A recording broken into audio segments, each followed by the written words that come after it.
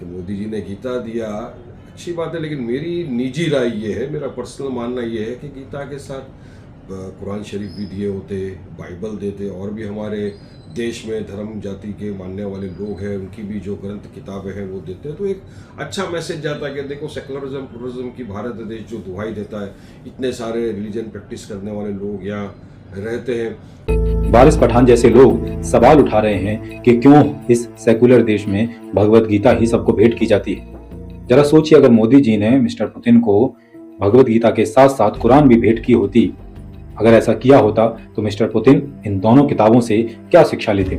आइए आपको बताते हैं दोनों किताबें क्या संदेशा देती हैं। बात करते हैं पहले भगवत गीता की। भगवत गीता कुल 18 अध्यायों की ज्ञान गंगा है, जिसमें जीवन, कर्म, आत्मा, धर्म, मृत्यु, मन, कर्मफल, ध्यान और मोक्ष, इन सब का अंतिम सार दिया गया है। कर्मण्येवाधिकारस्ते मा फलेषु कदाचन। तुम्हारा अधिकार केवल कर्म करने में है, उसके फल पर नहीं। फल की चिंता मत करो, लेकिन कर्म को छोड़ो भी मत। पहला फल, भगवत गीता कहती है वसुधैव कुटुंबकम, पूरी दुनिया एक परिवार है। कृष्ण गीता में किसी विशेष धर्म, जाति या समूह को नहीं, बल्कि हर इंसान को संबोधित करते हैं। वहीं कुरान खुद कहती है कि उनका संदेश मुख्यतः मोमिन्स, बिलीवर्स यानी इस्लाम स्वीकार करने वालों के लिए है। इसमें रिवार्ड, पनिशमेंट, स्वर्ग और नर्क विश्वास आधारित शर्तों पर दिए गए हैं, न कि सार्वभौमिक नैतिकता पर। कुरान अल्लाह को न मानने वालों को काफिर मानती है और काफिरों का कत्ल करने की इजाजत भी देती है। अब बताइए, क्या ये किताब मिस्टर पुतिन को भेंट करनी चाहिए थी? दूसरा फल, स्वतंत्रता बनाम आज्ञा पालन।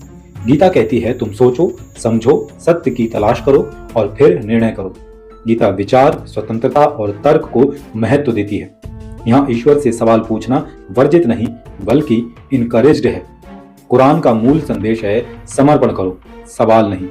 मानो इसीलिए इस्लाम में खुदा पर प्रश्न या व्याख्या की गुंजाइश बहुत कम है। अल्लाह आदेश देगा, मुस्लिम उसका पालन करेंगे, यही सिस्टम है। और तीसरा तर्क है महिलाओं की भूमिका।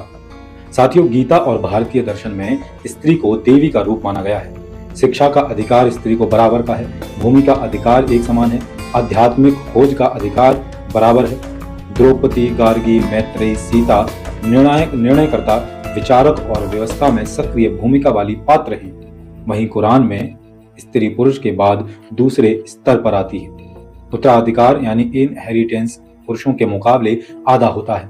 पुरुषों को 4 शादी करने की अनुमति होती है, लेकिन महिलाओं के लिए कुरान में ऐसी कोई व्यवस्था नहीं है। क्या कुरान देकर मिस्टर पुतिन को 4 शादियों के लिए प्रेरित किया जाता? और कुरान में 72 हूरें और जन्नत का इनाम जैसी बातें भी दी गई हैं, जो एक अच्छा प्रलोभन है। इन्हीं 2 प्रलोभन के चक्कर में आधे से ज्यादा मुस्लिम आतंकवादी गतिविधियों में सक्रिय हो जाते हैं, आतंकवादी गतिविधियों में हिस्सा लेते हैं। दरअसल इस्लाम के मानने वालों का मानना है कि अल्लाह की राह पर कुर्बानी देने से अल्लाह 72 हूरें देगा। तो वारिस पठान साहब, क्या मिस्टर पुतिन को आप ये शिक्षा देना चाहते हैं कि वो अपने शरीर पर बम लगाकर यूक्रेन में अल्लाहू अकबर बोलकर? खैर, कुरान कहती है कि काफिरों का कत्ल करो जब तक वो कलमा ना पढ़ ले, यानी जब तक इस्लाम कबूल ना कर लें। वारिस पठान जी, पुतिन को कुरान भेंट देकर क्या आप मिस्टर पुतिन का धर्म परिवर्तन करवाना चाहते हो? और चौथा फर्क, शांति बनाम पहचान। गीता व्यक्ति से कहती है अपने भीतर देखो, मन को जीतो, कर्म करो और विकास की सीढ़ी चढ़ो। ये व्यक्तिगत परिवर्तन, सामाजिक परिवर्तन, मानवता की ओर ले जाती है। वहीं कुरान मुख्यतः पहचान आधारित है। कौन अल्लाह को मानता है, कौन नहीं मानता है। रिवार्ड और पनिशमेंट व्यवहार के साथ साथ विश्वास पर आधारित है कुरान, जबकि गीता में कर्म, चरित्र, चेतना, मोक्ष है।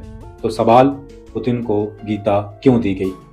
क्योंकि गीता सार्वभौमिक है, दार्शनिक है, गैर धार्मिक सीमाओं के परे है, दुनिया में पीस, विजडम और सेल्फ गवर्नेंस की बात करती है। वहीं कुरान धर्म विशेष केंद्रित किताब है, मान्यता आधारित संरचना है और यूनिवर्सल फिलॉसफी कम है। उसमें फेथ बेस्ड ऑब्लिगेशंस ज्यादा है। इसीलिए अंतर्राष्ट्रीय मंच पर एक ऐसी किताब भेंट की जाती है जो पूरी मानवता को जोड़े, न कि लोगों को काफिर मोमिन में बांटे। उम्मीद है आपको आपके सवाल का जवाब मिल गया होगा कि मिस्टर पुतिन को भगवत गीता क्यों भेंट की गई और किसी भी व्यक्ति को कुरान क्यों भेंट नहीं की।